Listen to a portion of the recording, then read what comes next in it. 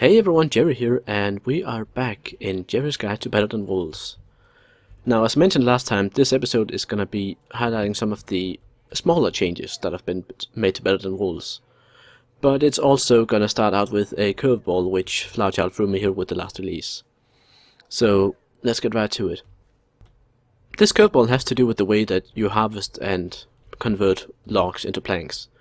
Now, I've made a little setup here to demonstrate this, so what I'm going to start with is punching this piece of wood here with my fist. As you can see, compared to vanilla, the time it takes to punch it has been increased significantly, which makes it quite painful to having to deal with this a lot. Anyway, as you can see, I got one wooden plank directly from that, and I also got one piece of bark and some sawdust. Now, bark and sawdust are new items in Better Than Wolves, and as you can see, you can burn them in the furnace. That's another change. Fuel burns in the furnace even without something to cook.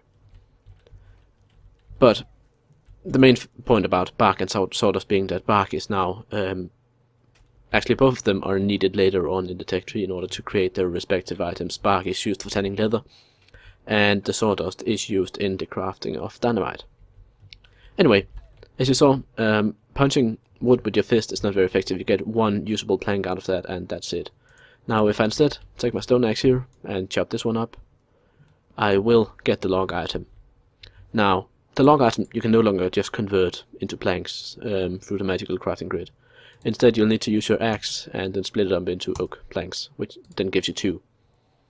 And like when punching it, you get a piece of bark and you get some sawdust. Now, with the fist you get 3 pieces of sawdust, with the axe you only get 2, but you also get 2 planks. So the axe represents a vast technological increase over just punching with your fist. It's also a hell of a lot faster to harvest the log by axe. In addition, if you want to use the logs for fuel, then it's more efficient to use the entire log now than all the planks and sawdust combined. Now, the final one here, as you can see, I have a strange little thing up there in the item frame. That's a saw. It's one of the blocks in Better Than Wolves, and it requires mechanical power to operate.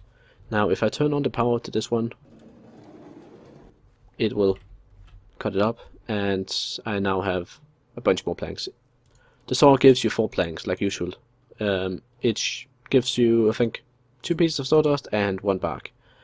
So the saw is, once you get to that point in the game where you have access to this, it's by far the way to convert your logs into planks, giving the full 4. Cooking stuff in a furnace now takes twice as long. However, all the fuel that you have for furnaces also burns for twice as long. Also, you can no longer cook wood in the furnace to produce charcoal. Instead, you need a kiln, which is a rather advanced Better Than Wolves device. While on the topic of burning stuff, the vanilla torch recipe now only gives 1 torch. You can still obtain 4 torches from each piece of coal, provided that you first convert it into nether coal, a Better Than Wolves item which is located quite high in the tech tree. Since this episode deals with a lot of the tinier changes to Better Than Wolves, among them are the fact that you can now farm cracked stone brick and mossy stone brick. You do this by having the bricks positioned beneath either lava or water and just having it drip through them. That way the blocks will slowly convert into the either cracked or mossy form. A somewhat similar change has been made to mossy cobble in that you can farm it now by placing it near a mob spawner.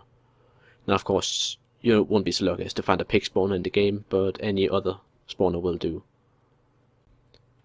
Another change slightly related to spawners is the fact that enchanted books are no longer usable. Instead, they have been converted into ancient manuscripts, which, as of now, have no use. This is in line with the changes made to the vanilla anvil, which it's still in the game, but it no longer serves the enchanting or naming purposes. It is simply a dead weight. Another set of changes have to do with villagers. First of all, villagers will follow anyone holding a diamond, meaning that you can guide them around pretty easily. In addition, in order for them to breed, you will need to give them a diamond. And they will then eventually produce a little baby villager with accompanying sound effects. This makes each villager very precious, and you want to protect them a lot better than I've done here. As you can see, it's just a fence gate, which, speaking of those, can now be broken down by zombies. So can trapdoors.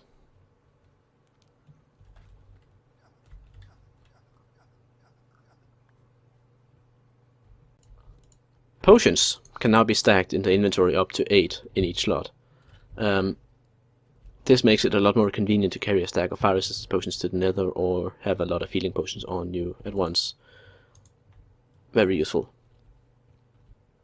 Infinity bows now work even without you having an arrow on me. As you can see here, I have no arrows anywhere in my inventory. This bow has infinity and I can still shoot it. In addition to that, the infinity arrows now are visually distinct from other arrows and they explode on impact. While not a direct change from vanilla, there are a couple of minor things in the mod that I would like to draw attention to. First of all is the obsidian pressure plate, which when you step on it will only trigger if it's a player. Anything else landing on it will not activate it. In addition, there are a couple of new slabs in the mod. First of all, dirt slabs, which can be used to make hills appear very smooth indeed. And second, there are wool slabs.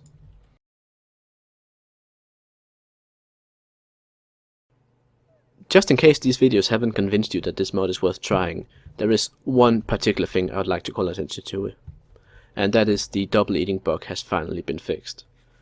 Now, everyone who's tried eating anything in Minecraft at any point, at any time, will know that sometimes you end up eating 2 items instead of 1, even if you have switched away from the item and it's no longer selected. This has been fixed in Build rules. Due to the way Minecraft is coded, the only way to fix this double eating bug was to make it so whenever you right click, it only allows you to eat 1 item and not more. So I have to right click again if I want to eat another. As a final note, I want to highlight some things that have been removed from Minecraft in this mod. These include, but are not limited to, the hopper, the comparator and the trap chest. The reason for removing these items were that they were upsetting the game balance, they were replacing functionality already in the mod, or they were just poorly designed and thus ended up detracting from the overall experience rather than adding to it. Now, more or less every single function provided by these have been in the mod for quite a while.